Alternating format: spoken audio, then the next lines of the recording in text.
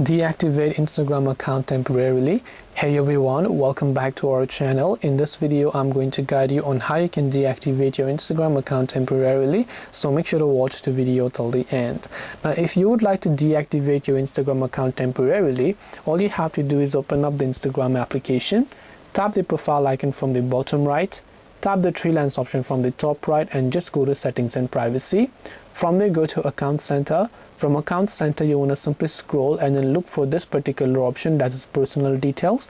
Then go to account ownership and control.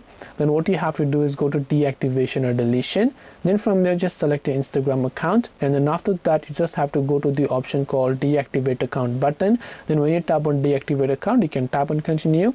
The final step would be to go ahead and then enter your password, and once you enter your password, you will be able to deactivate them successfully. This way you can go ahead and then basically deactivate your Instagram account.